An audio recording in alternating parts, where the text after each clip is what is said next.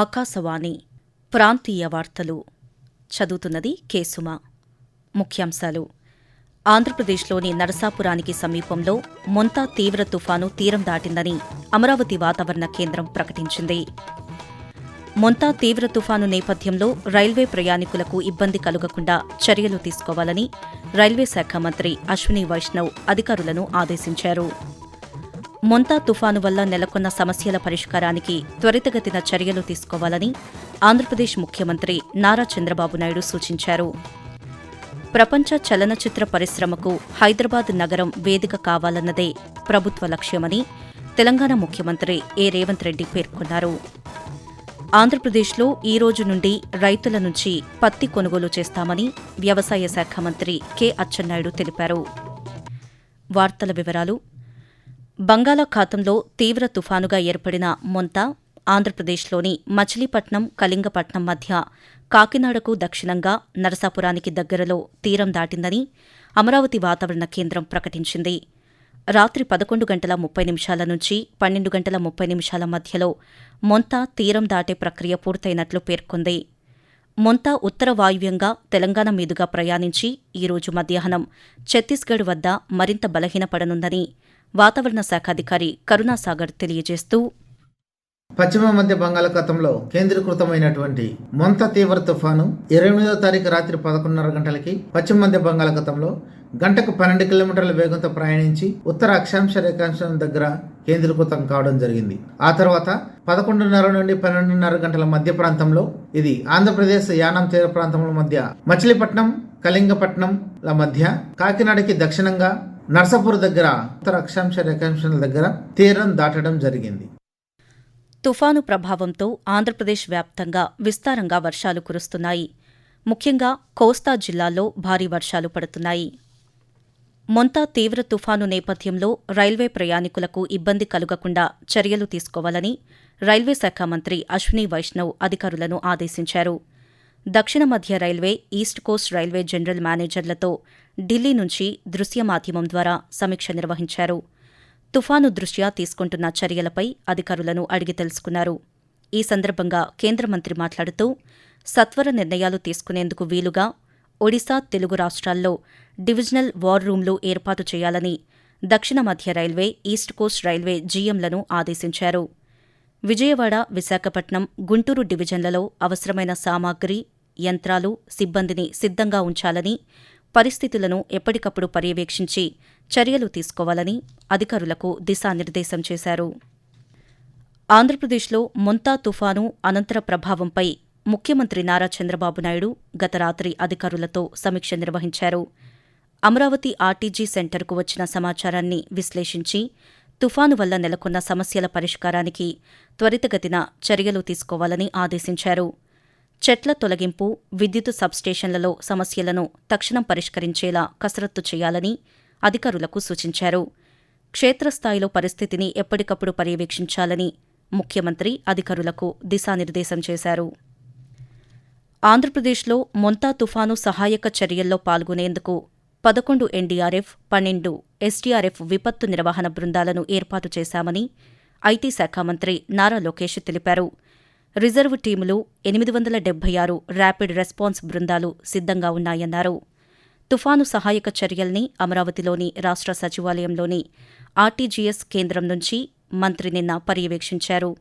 అనంతరం ఆయన పాత్రికేయులతో మాట్లాడుతూ, రిజర్వ్ టీమ్స్ కూడా ఉన్నాయి. అవసరమైతే ఆర్మీ కూడా 145 వుడ్ కటింగ్ టీమ్స్ కూడా ఇప్పటికీ కొన్ని ఇక్కడ యాక్షన్ లో ఉన్నారు. మెడికల్ అండ్ హెల్త్ కి సంబంధించి సుమారుగా 325 క్యాంప్స్ రెడీ చేసుకున్నాం. 876 ర్యాపిడ్ రెస్పాన్స్ టీమ్స్ కూడా ప్రభుత్వం రెడీ చేసింది. విద్యుత్ సంబంధించి 11,347 ఎలక్ట్రిక్ పోల్స్ రెడీ చేసుకున్నాం. 772 రెస్టరేషన్ టీమ్స్ కూడా ఆల్రెడీ ఐడెంటిఫై చేసాం, పొజిషన్ చేసాం. కలెక్టర్స్ అందరు కూడా ఫండ్స్ ఏర్పాటు చేసాం. మనీ ఇస్ నో ఆబ్జెక్ట్, ప్రజలు ఇబ్బంది పడకూడదు అన్న లక్ష్యంతో మేము పనిచేస్తున్నాం. ఆకాశవాణి ప్రాంతీయ వార్తలు వింటున్నారు.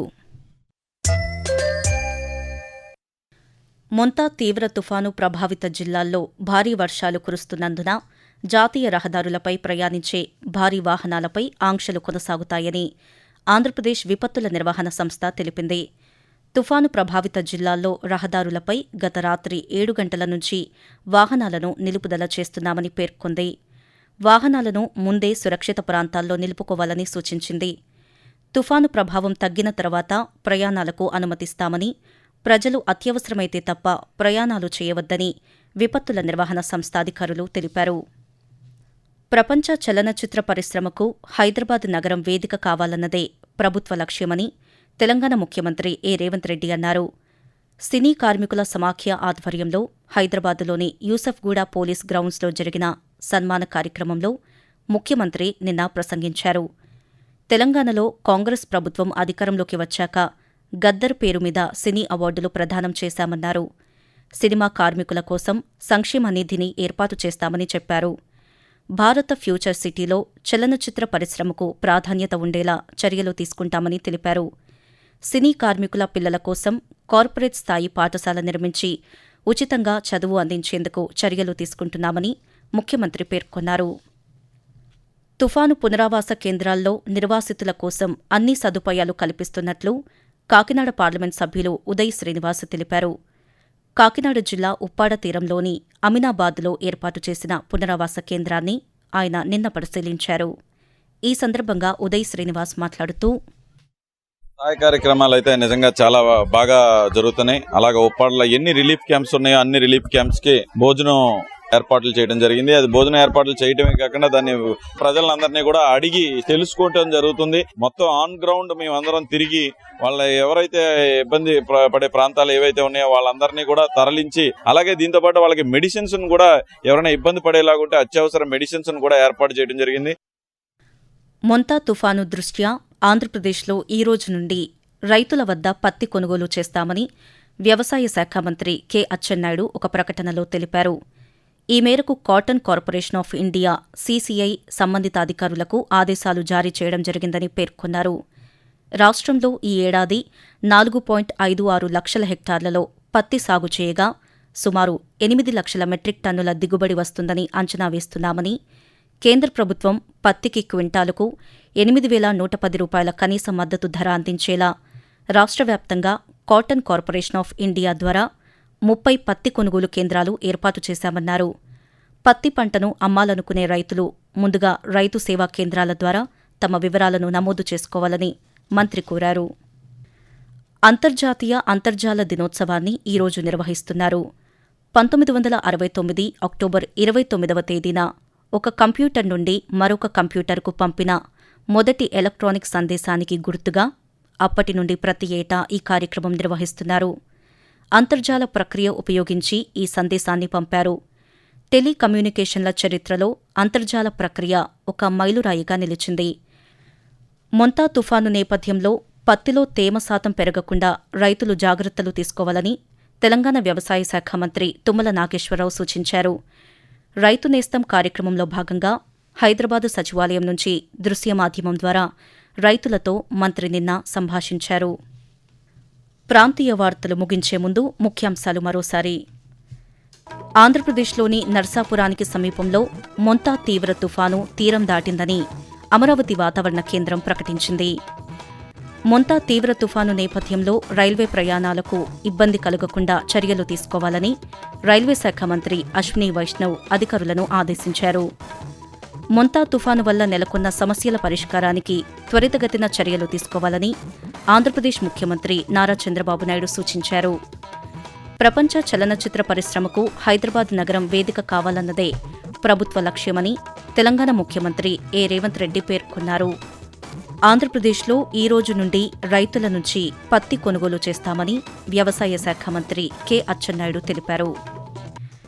ఆకాశవాణి ప్రాంతీయ వార్తలు ఇంతటితో సమాప్తం.